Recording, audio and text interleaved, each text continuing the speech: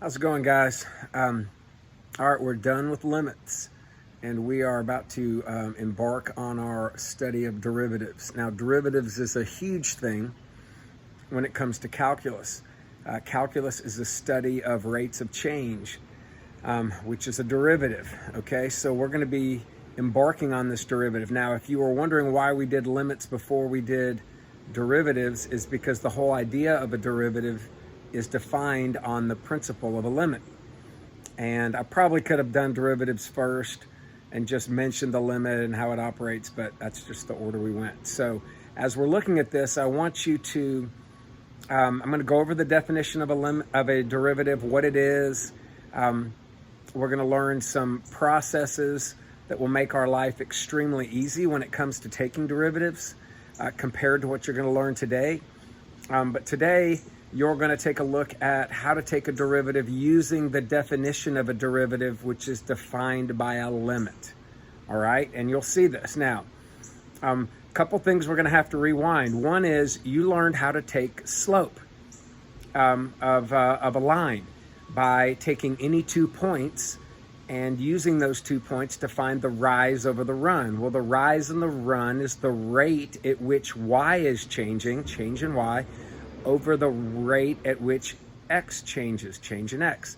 And in calculus, we call that dy dx. All right? And we're going to get into all that later. But anyway, really what we found is the average rate of change when we're finding slope.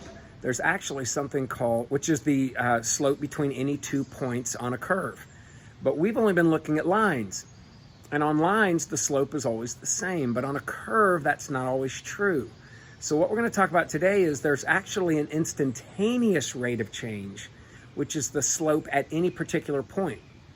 Think about if you had like a tangent line to a curve. So if you had a tangent, a line that just touched a curve at one spot, what would the slope of that tangent be?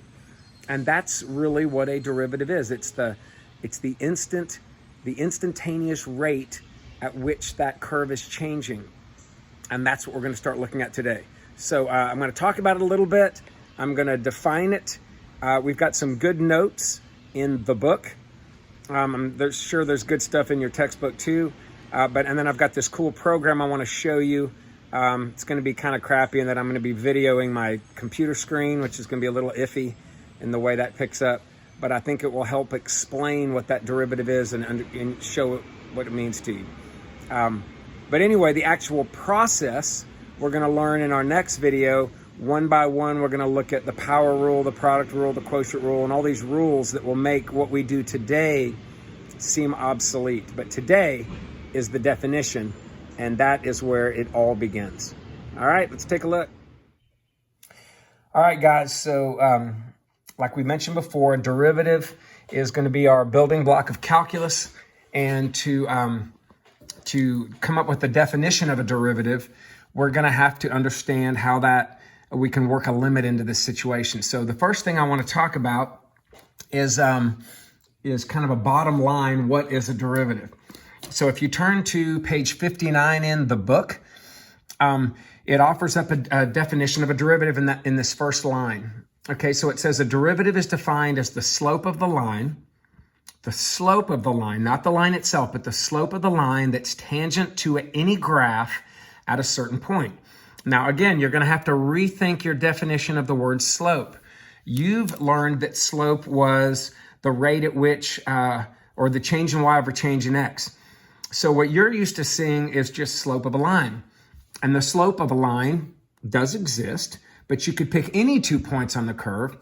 And between those 2 points, you're going to get the same rise and the same run because it has a constant slope. Well, a lot of times you'll have a curve, like I've given you an example down here of a parabola or a part of a polynomial function that kind of appears like a parabola here. And you can see that a tangent line drawn right here where I'm pointing, a tangent line there would have some negative slope, maybe like from, say, if I was at this point and I drew a tangent line there, I might be going down 3/2 or something like that. If I drew a tangent line here at the bottom, it looks like the slope is maybe rising nothing, running something, so maybe a slope of 0. a tangent line there. I might be rising maybe rising one, running one, a slope of 1. A tangent line up here, I might have a slope of 2.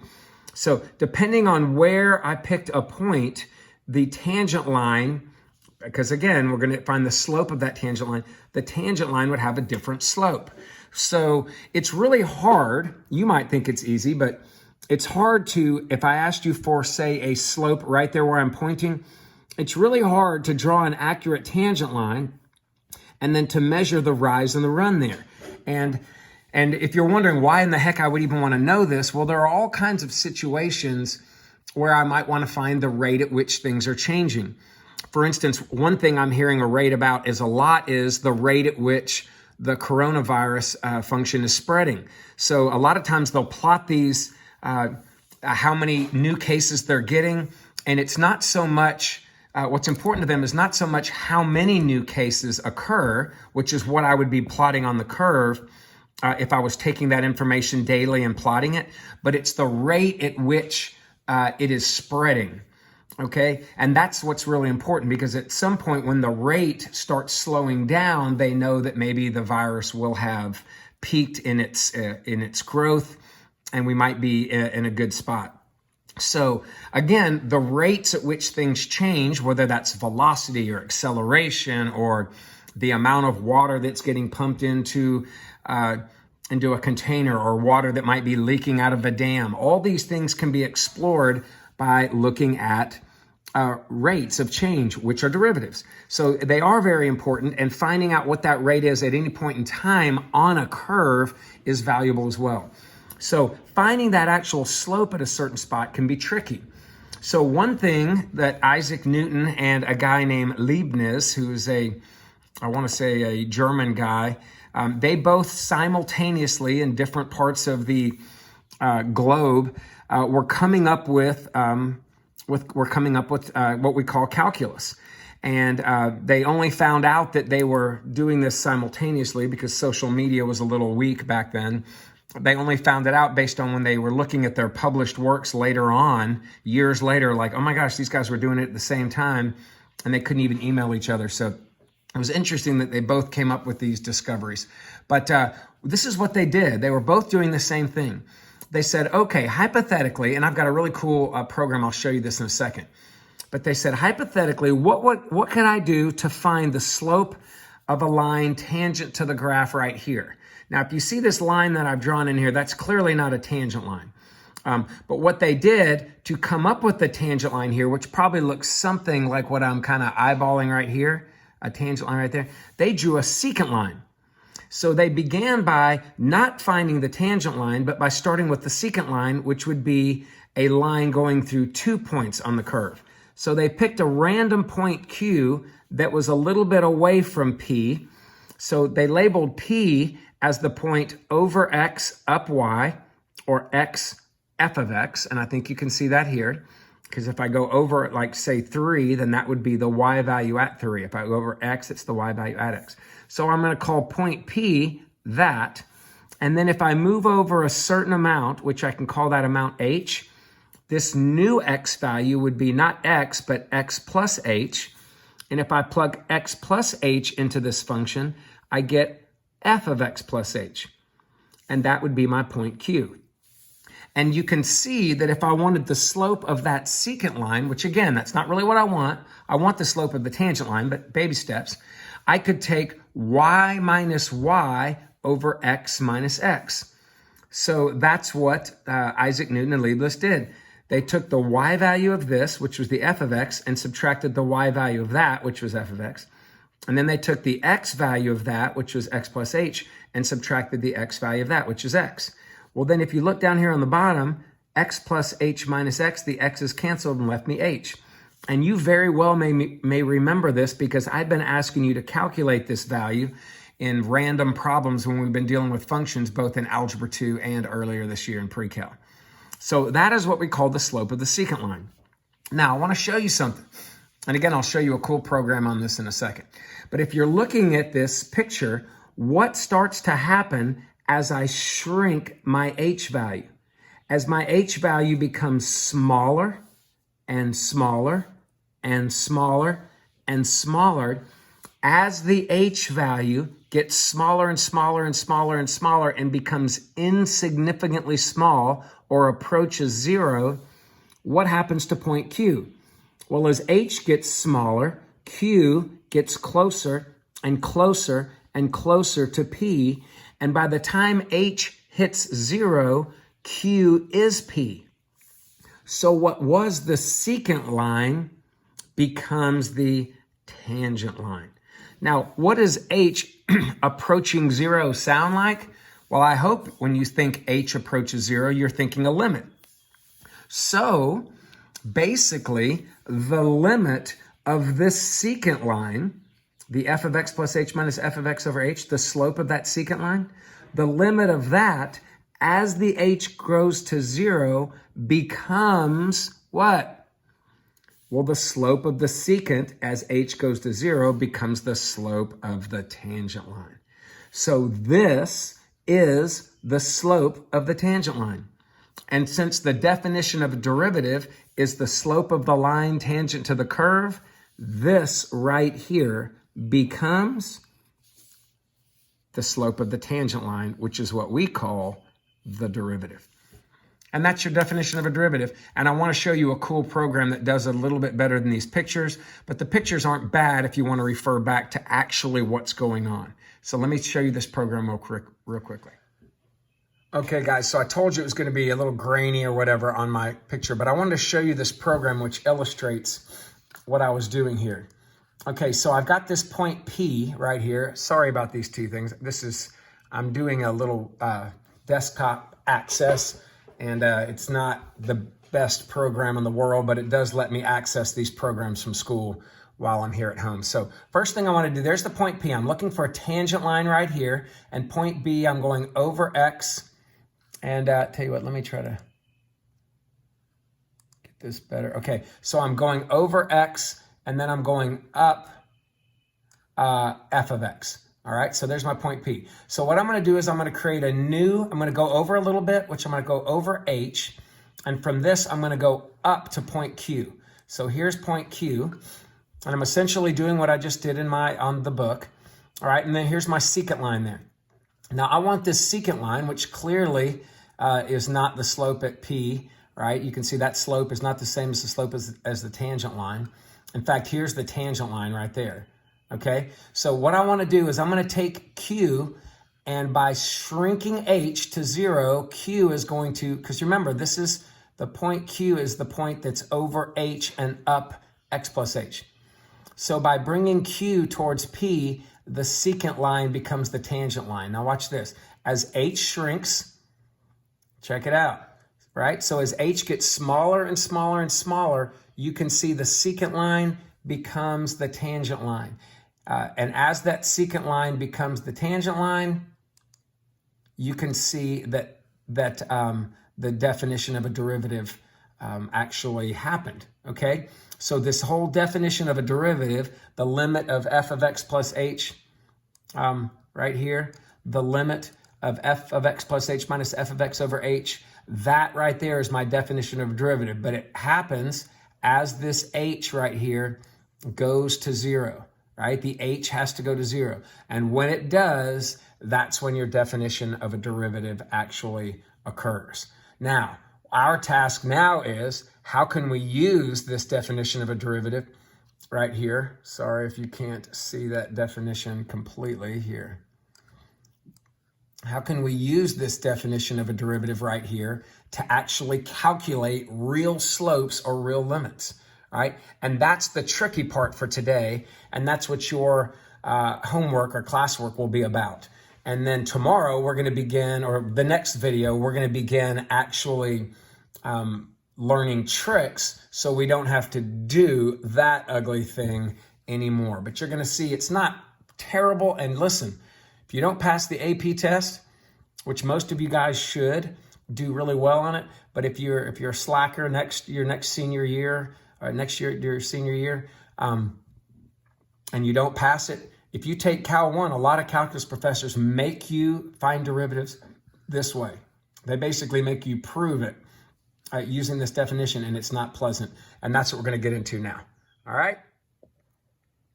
All right, couple things before, actually, I forgot about. Couple things before is I want to talk to you about some of the wording that I'll use.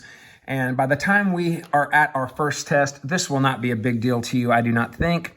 But I want to talk about the wording, different ways that I can say the word derivative. Okay, so because of the whole definition of a derivative, which is the slope of the line tangent to the curve at a certain, and actually right now we're going to be doing a lot of them at x values, but technically it's a point. But we're going to be looking at explicit differentiation over the next week, and we're only going to be dealing with certain x values because of their function, because they're functions. But technically it's a point.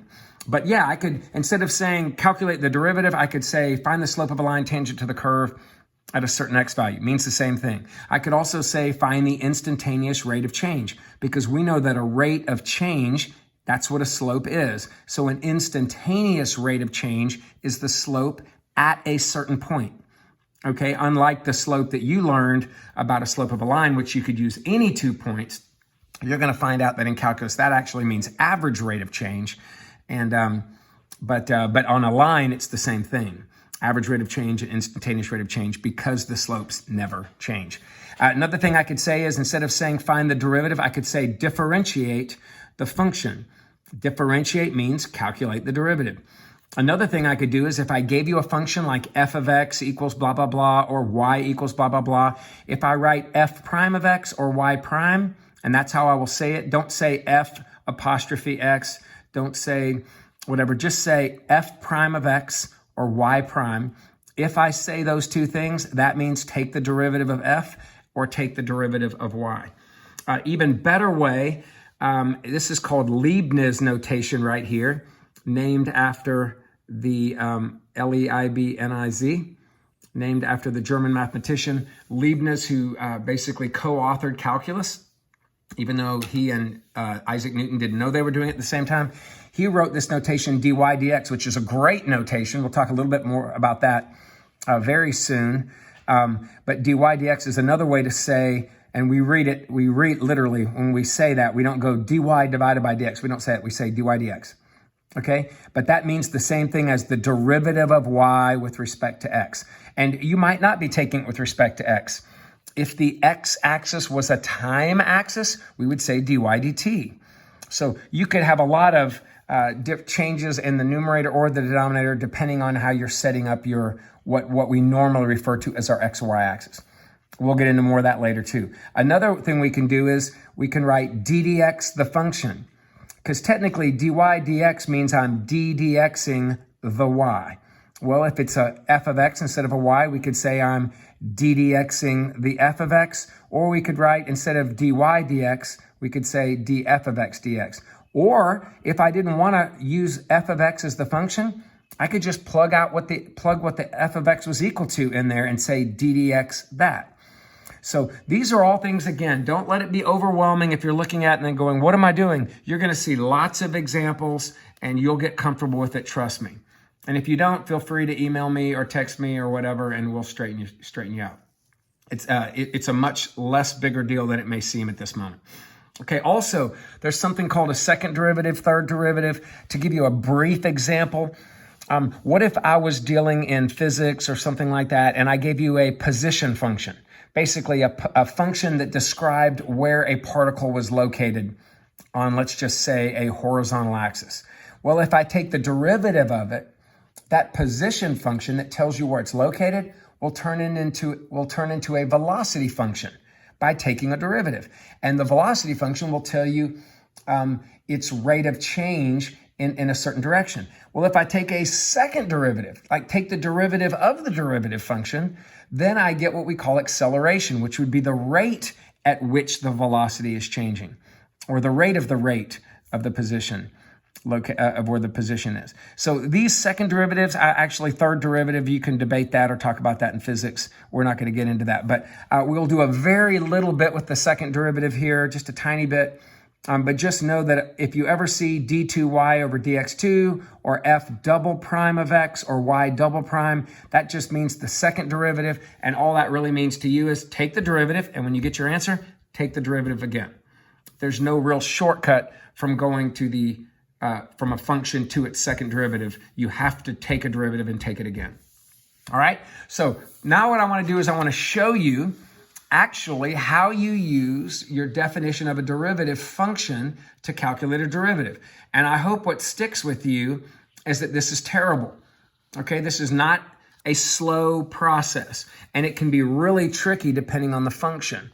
Now, this first function I gave you is really basic. Here's your function, 3x squared minus 2x plus 1, which is clearly a parabola that has a upward, opens upward.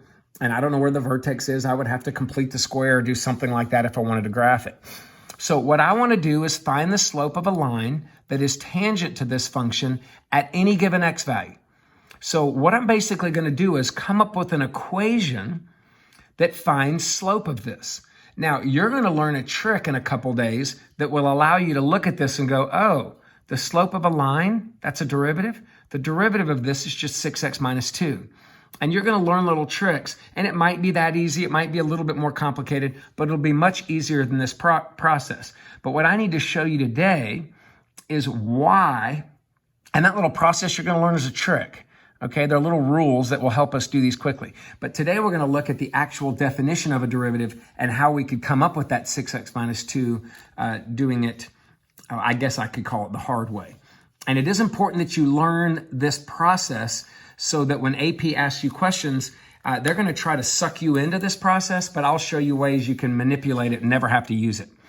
Okay, and then if you don't pass the AP test, you might have a calculus teacher. I had a student I ran into this fall who said his teacher made him use this process every time they took a derivative in Cal 1. And he took Cal 1 for an easy A, even though he made a 5 on my AP test. But I don't encourage you to take Cal 1 if you make a 4 or 5. Just move on to Cal 2, or if you're done with calculus, great. All right, so let's take a look at this. So here's my definition of a derivative, and I'm looking for the slope of the line tangent to this, which is a derivative. So let's see if I can do it manually. So how would I actually do this limit? Well, you just learned with limits, you plug a 0 in, and if I do that, I end up getting f of x minus f of x, which is 0 over 0. And you know that when you have 0 over 0, that means there's a hole. And holes have limits. But the problem is I can't factor this thing on the top yet. So what I'm going to do is I'm going to replace this f of x plus h and this f of x with the function that it actually represents. Okay, so if this is my f of x right here, what happens? How do I find f of x plus h? Well, you learned that finding any f of blah meant you took that blah and you plugged it in for x. So that's exactly what I did. I plugged x plus h in for the x's. And then I'm going to take this whole function right here, that whole new f of x plus h, and I'm going to replace f of x plus h with it. And that's what I did right here. Okay? Well, now this part says just take the original function, the f of x. Well, that's this. So I took the original f of x, which is the original function, and I plugged that in right there. But when I plugged that in right there, I had to make sure that I put it in parentheses or brackets so that I'll remember to distribute that negative. That's probably one of the biggest mistakes I see. And then I just took the h and I copied it to the bottom, and that's my actual that's the limit that I want to do now. Problem is, again, if I plug a 0 in there or there, I still get 0 over 0. So what I'm going to do is I'm going to go ahead and FOIL everything out, distribute everything that I can, and I'm going to cancel out everything that possibly cancels, and then I'm going to redo my limit. And if you heard what I just said, I'm going to cancel everything I possibly can. Remember, what was the first strategy you learned when you got 0 over 0?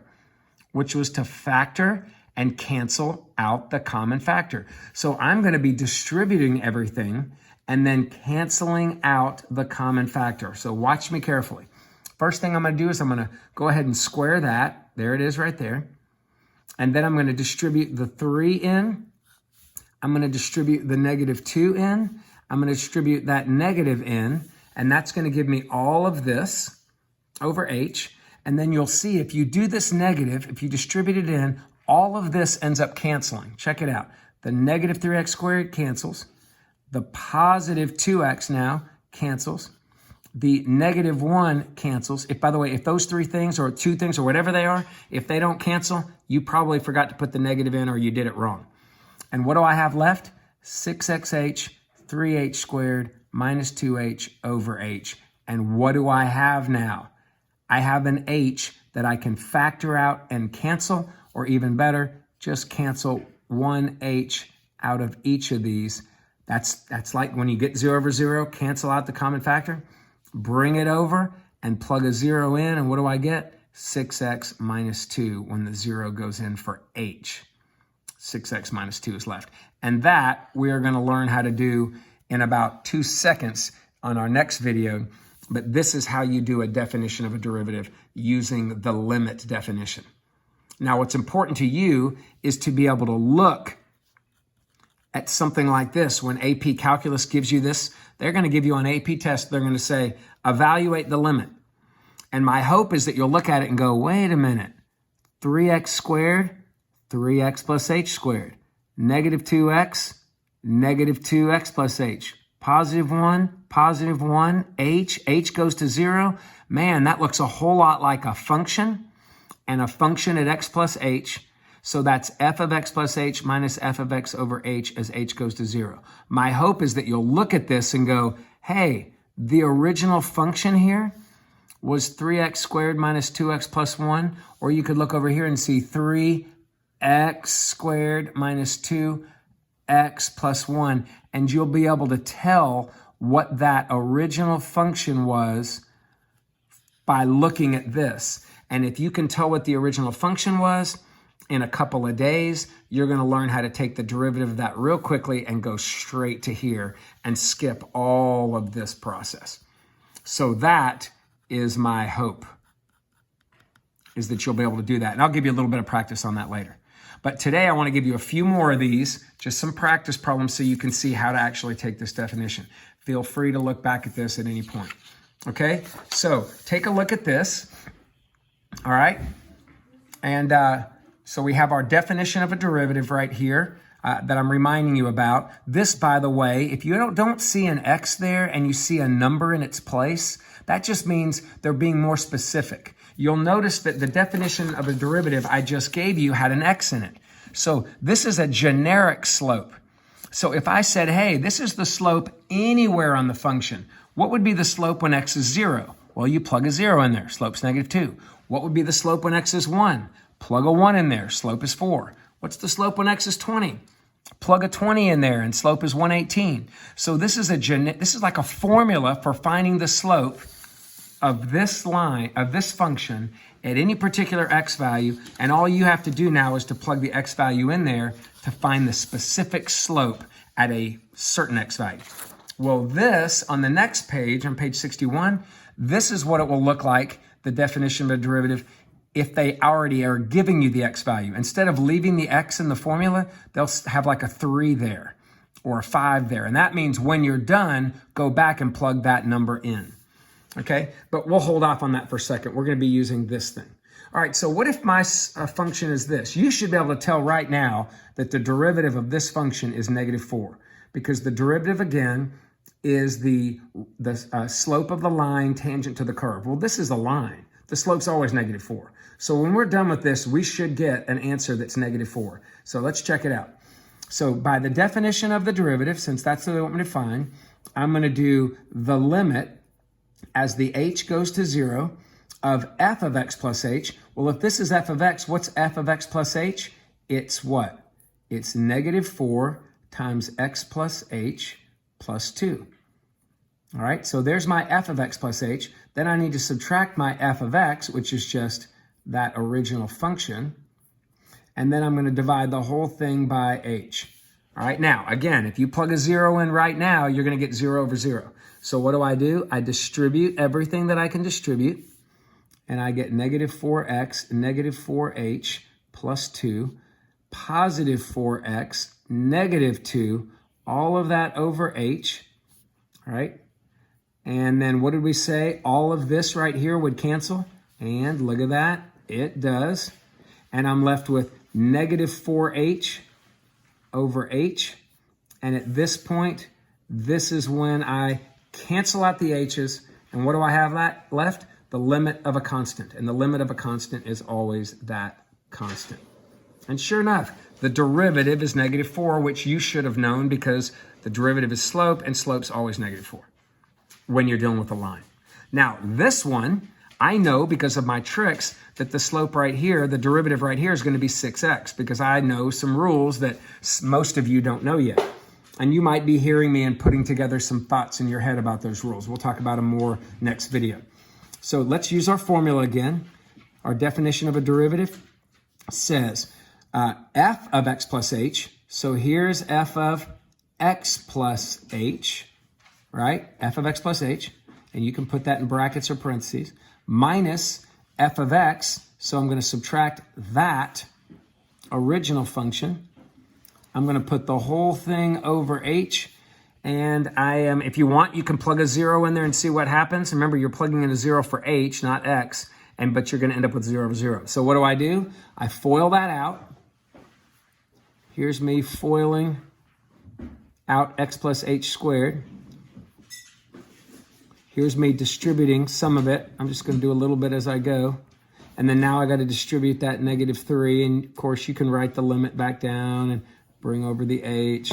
So here's what I get. 3x squared plus 6xh plus 3h squared plus 2, don't forget the plus 2, minus 3x squared minus 2, all of it over h. And again, I'm finding the limit as h goes to 0. And what did we say? All of this stuff over here is going to cancel if you've done it correctly, and it does. And then whatever you have left, you're going to factor out an h and cancel it with the bottom h, or just cancel one of these. And what do I have left? 6x plus 3h. All right, sorry about the noise coming from the kitchen. So right here, now I'm going to plug the 0 back in and calculate my limit. And what do I have left? 6x. So my derivative of f is 6x. And if you remember what I said at the beginning, you're going to learn a trick to just look at this and see that it's 6x. So if I wanted to find the derivative at, say at x equal 4, I just plug a 4 in. And I get 24, which would mean at an x value of 4, the slope of this curve would have been 24, which would have been a really steep slope. If I wanted to find a derivative at, say, x equal -1/2, then I would plug -1/2 in the derivative. And sorry, dang it, you didn't see that part. If I want to find the derivative so there's my derivative of my function. If I want to find the derivative at x equals 4, I plug a 4 in there and I get 24. If I want to find the derivative x equals -1/2, I plug a -1/2 in there, I get -3. So you can see there's all kinds of different slopes on this particular curve that we started with. Just depends on what x value. And I can find the rates at which those are changing by just calculating this derivative. And again, there's a better way to do it. We're going to learn those rules next, but I wanted to practice these a little bit with you. All right, I'm going to do one last one and then go through a couple random problems and we'll call it a day. So if you're looking at number 3, again, definition of a derivative, I'm going to use a couple of algebra shortcuts here. F of x plus h, I would have to plug an x plus h in here and cube it. Plug in x plus h in here, multiply by -3 and add a 1 to it. There's my f of x plus h. And then I've got to subtract, you can put that in parentheses if you want, or brackets. And I'm going to subtract the f of x, which is just the original function. And I'm going to divide the whole thing by h. Now, I remember Pascal's triangle. So rather than write that out 3 times and foiling the crud out of it, I'm just going to use Pascal's triangle. And if I raise that to on the 3 row, which is 1, 3, 3, 1. If you remember the process, you got x cubed, that's the 1 x cubed, and then 3 x squared h, and then 3 x h squared, and then 1. That's the 1, 3, 3, 1. And notice how my x's are decreasing in powers and my h's are, by the way, that's h cubed. All right, and then right here, I'm going to distribute the -3. -3x minus 3h. Don't forget the plus 1. And then I'm going to distribute that. -x cubed positive 3x minus 1. All of that goes over h. And I'm taking the limit as h goes to 0. Again, what should happen? All of this should cancel. And it does. Everything that I have left, I'm going to circle all that I have left here. They should all have a common h, and they do. So I'm going to cancel 1h there, 1h there. One of them there leaves me an h squared, and one of them there with that. And what does that leave me with? 3x squared plus 3xh plus h squared minus 3, all of that over 1 or nothing. You could just say not over anything. And what happens now when I plug a 0 in? When I plug a 0 in now, anything with an h goes away, and I'm left with 3x squared minus 3. And that right there is my derivative. And I could say that by saying the derivative of the function is 3x squared minus 3. All right, and again, you're going to learn a rule for that later. And so this is the slope of the line tangent to the curve. But again, it's a formula for it. If I wanted to find the slope at any particular x value, I would have to plug the x value in. So like the slope at x equals 1, I'd plug a 1 in, and that slope would be 0. All right, that just gave me an indication of maybe where the where one of my low spots were, or maybe where it flattened out for a second. If I wanted to find the slope at x equal 2, I plug a 2 in, and I end up getting a slope of 9, which is really steep there. So anyway, if I want to find the slope when x is 0, I plug a 0 in, and my slope's -3, so it's steep but sloped in a negative direction. So anyway, this is a formula for finding the slope, and that's what a derivative is. All right, last couple of things I want to talk about. Now again, these processes are really lengthy. You've seen, look at all that work.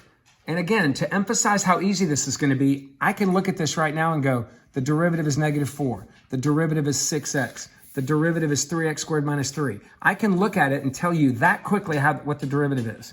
So I certainly don't want to use the definition of a derivative if I don't have to. But what AP Calculus does for you is they keep giving you these functions, right? And they're not going to tell you like I did, hey guys, there's the derivative of the function. And hey, here's the function over here. What they're going to give you is just this thing in the box. And they're going to say evaluate the limit. And if you're a sucker, you're going to actually start using your limit rules, which can be really ugly because sometimes you got to factor or manipulate them, whatever. Or use this thing called L'Hopital's rule. That's not terrible, but I'll talk about that later. It's actually pretty helpful. But what I do is I look at this and I go, wait a minute. This is x cubed, and this is x plus h cubed. This means that the original function was x cubed. And if I can tell what the original function is, and I can tell that this is a definition of a derivative, what I'll be able to do in a couple days is just look at this and go, oh, the derivative is 3x squared. And that will be a whole lot easier than going through the process of finding this derivative the hard way. I can look at this and go, wait, here's a function. This is the function with x plus h plugged into it, which means the original function is just 3x squared minus 2x. And if the original function is this, then in a couple days, I'll just be able to take the derivative using rules and get 6x minus 2. Okay? Like right here, I can look at this and go, wait, there's an ln x. There's an ln x plus h.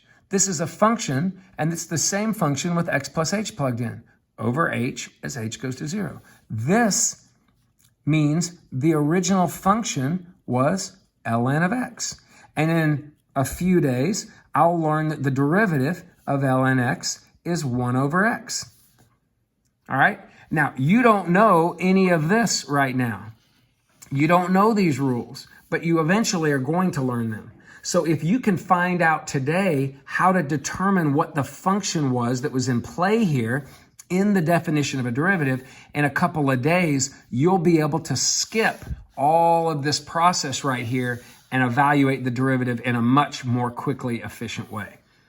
So right now, I'm just going to give you a little practice. Can you look at this and see that it's a definition of a derivative? And if so, can you tell me what function was involved, even though you might not be able to actually determine the derivative? Well, let's see. Right here, I see cosine squared x. Here, I see cosine squared x plus h. So it looks like the function here is the f of x plus h here. So what was the function? Cosine squared x. All right, let's check another one. Number 2 on the back. This is page 62. Can you see that there's a function there, and then here that's the same function but just x plus h plugged in? There's an h on the bottom, h goes to 0. If you can see that, what's the original function? 3 root x. Now, I don't know what the derivative is. We'll have to learn that later. Right here, it's a little bit trickier. Can you tell what the function is? Well, a lot of people make the mistake of saying x to the fifth minus x squared. But it looks to me like somebody already distributed the negative in there. So if you were to pull the negative back out, there's your x to the fifth plus x squared. Now, is this x plus h to the fifth plus x plus h squared? Yes, there's the function right there. And here is the f of x plus h over here.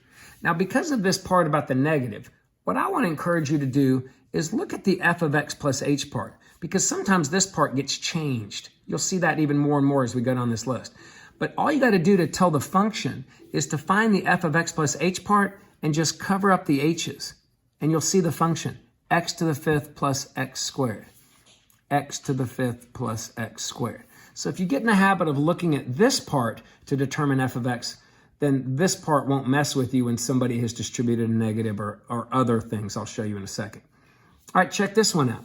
Right here, there's the function. There's the function with x plus h. Well, either whether you cancel or cover up the h and write the function as cosine x, or just look at that cosine x. Yes, the original function was cosine x. Look at this. Now, if you're looking at this and going, what's the 2?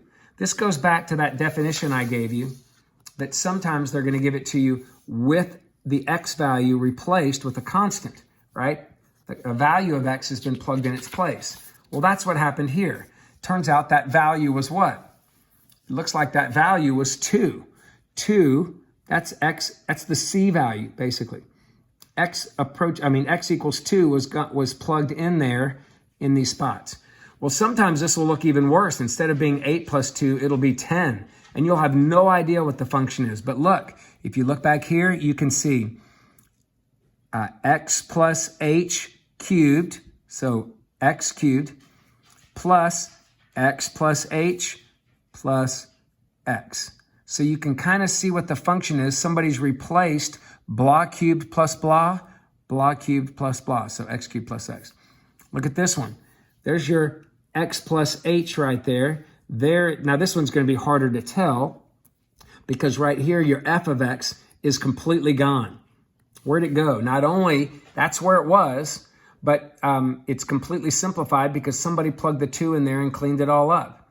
Or not the 2, plugged the 4 in there and cleaned it all up. So I'm going to completely ignore that and go, well, this is a 1 over x plus h, a 1 over blah. My function is 1 over blah. All right, look at this one. Here, there's your x plus h. Looked like somebody plugged x plus h into what? E to the x.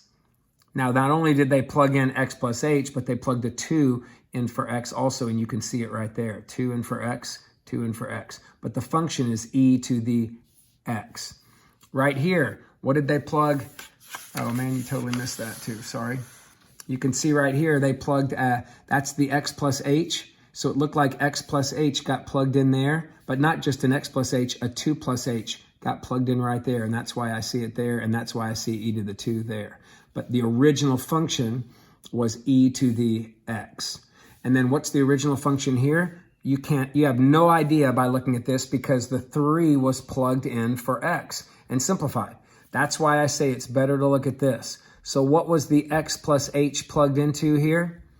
4 blah squared, 4x squared minus 5 blah minus 5x.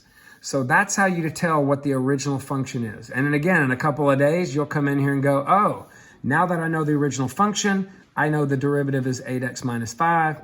You'll be happy because you did not have to actually do this the real hard way, which would be simplifying and foiling and canceling and doing all that stuff to this. It just became a real simple process. All right? Okay, so that's your day 1 on your definition of a derivative. I think I pretty much did all the classwork that was necessary. So just prepare for your next video, which will be starting to learn the power, the product, the quotient rules, and all that kind of stuff. And you should be in pretty good shape. All right, take care, guys.